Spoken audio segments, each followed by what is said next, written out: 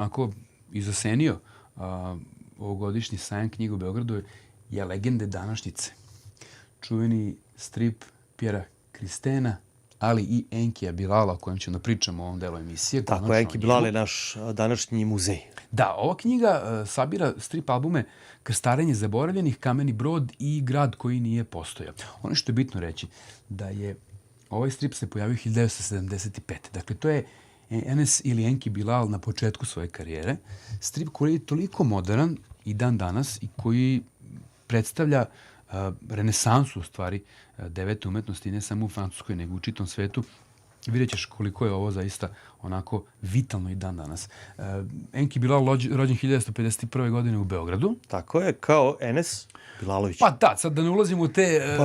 šta je starije, Žodrovski i Hodorovski. Čita sam skoro neka opet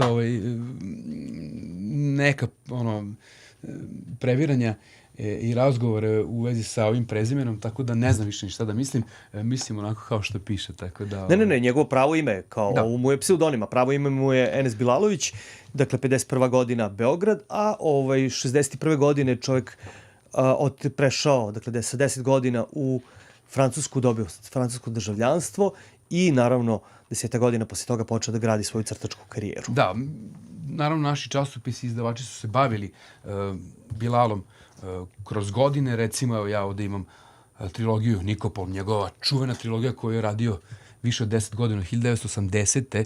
do 1999. godine, znači Vašar besmrtnika, Žena klopka i Hladni ekvator. Ovo je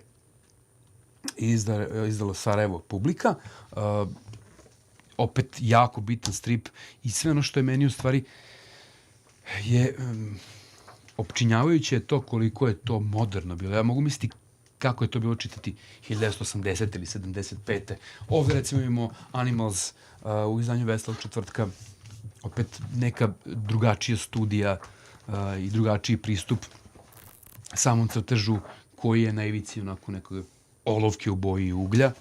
Tako da, inače, Enkijeve table su možda i najskuplje kada pričamo o kolekcionarima koji ih traže. To su neke cifre koje prelaze. Ali kad počnete da listate njegove stripove, shvatit ćete zašto. Zato što su mu neke table koje je radio za pojedine stripove bukvalno monumentalne. Da, ti prelistavaš Falange Crnog reda, to je...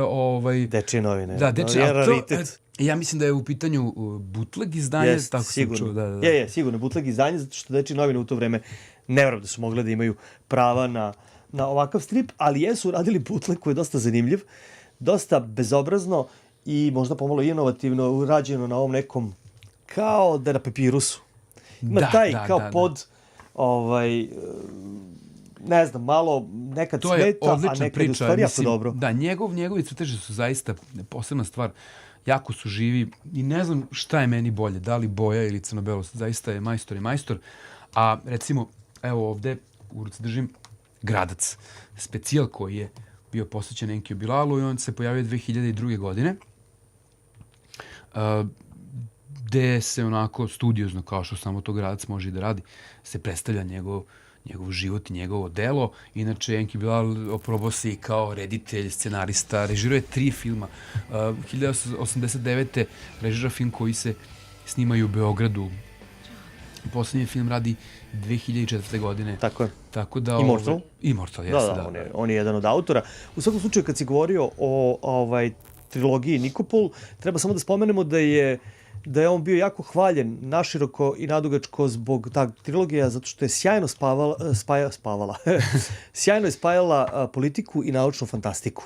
Da, u tim delima, dakle, i naročito u toj trilogiji ovde koju držiš u ruci, politika i naučna fantastika se savršeno prožimaju i onda možda možemo da dobijemo, zahvaljujući tim pričama, uvid u to šta bi bilo kad bi bilo ili neki mali odbljesak budućnosti našeg društva ili nekog društva koje bi moglo da se stvori iz ovoga koje mi sada imamo. Da, ovo je, kao što sam rekao, ta neka renesansa francuskog stripa krajem 70-ih, početka 80-ih, gde je bukvalno sloboda bila na ceni. Kada pričamo o scenariju i samom crtežu, to Nikopol najviše može da predstavi. A taj spoj, kao što si ti rekao, politike i stripa... Politike i fantastike. Da, može da se oseti recimo u naslovu Partija šaha. Može.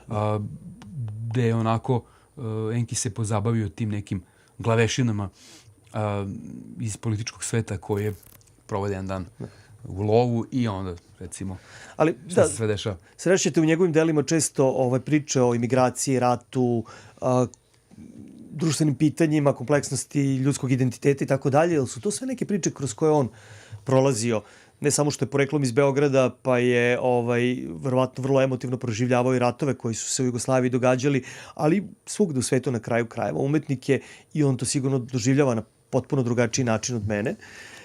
Imigrant je i tako dalje, dakle to su sve pitanja koja možete pronaći u njegovim stripovima, a njegov stil je onako pod velikim uticajem nadrealizma u slikarstvu, fantastični elementi, sanjarski, nije ti jasno baš da li je neko sanjarenje, stvarnosti, da, tako dalje. Da, meni su njegove vizije tih gradova budućnosti, recimo, jako dobre, jako je naturalistički, dosta je sve prljavo, arhitektura je jako zanimljiva. Recimo, pohvalio bi ovo kompletno izdanje, ovo je Stalkerovo izdanje, u opremi i štampi, u koloritu, naravno, tu je isto dočaran taj neki, ajde da kažem, realno nadrealni svet, jer sve kreće od toga kad jedno malo selo počinje da pluta, da lebdi i da putuje. Tako da... Nije mi jasno samo kako je strip svet uspeo da propusti da ga nagradi, recimo Eisnerovom nagradom i tako dalje. Nije imao. On je dobio jednu veliku nagradu. Ja mislim da on nešto... Da, on je dobio... 87. godine u Angoulême je dobio nagradu. U Angoulême je dobio 3 nagrade, ja mislim. Pa možda i to, da. Ali kao Eisnera, doduše, sad Eisner ima toliko kategorija da su mogli da ga strpaju bar 10. Da. Ali, eto, to se nikada nije dogodilo. Ja mislim da je to mali propust, da će to možda jednog dana neko ispraviti. Uostalom, na kraju krajeva nije sve u nagradama. Da, treba mu možda dati i nagradu za životno delo. Kao što kažem, čitati njega sada je isto tako sveže kao i pre 40 godina. I više od 40, znači ovo ima 50 godina. Da, apsolutno izdržalo sve testove vremena. Pola veka. Da. Vidjet ćeš kad budeš čitao recimo ovaj strip, je toliko modern u kadrovima, u bojenju, u likovima. To je neverovatno. Mislim, to, kažem, čitati tada je sigurno posle nekih novinskih stripova bilo wow. Da ne kažem da se tad pojavio naravno Mebius, napada s jedne strane, tu je Drije, dolazi Bilal, to je kao neka postavka u fudbalu kad krenu kontranapad. Tako da tu se vidi ta snaga, pre svega tog francuskog stripa koji je zapljusnuo čitav svet i ponudio svetu neko novo rešenje, neko novo čitanje stripa, a sigurno jedan od predvodnika je Enki Bilal, imaginarni gost stripovedača. Tako je, voljeli bismo da je mogao da bude nekada u životu i naš gost, ali to se nažalost neće dogoditi. Ako zna, vidjet ćemo. U svakom slučaju, bila ovo naša mala i kratka priča o Enkiju Bilalu koji zaslužuje mnogo veću posvetu od ovoga što smo mi u stanju da mu pružimo. U svakom slučaju, na nama je samo da vam zagolicamo maštu i da vas potaknemo da potražite ove naslove. Mi smo spomenuli neke naslove koji su realizovani kod nas i u okolini, tako da pozabavite se sa ovim izvrednim autorom, nađite njegove filmove, izučite njegov svet, vidjet ćete.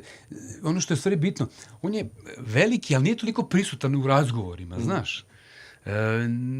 Ne vodi on glavnu reč kada se priča o stripu. On je tu neki kao kultni veliki lik, jako bitan, ali ne spominje se puno. Da, jasno. Tako da, eto, zanimljivosti da se otkrije jedan veliki umetnički život koji se zove Enki Bilal.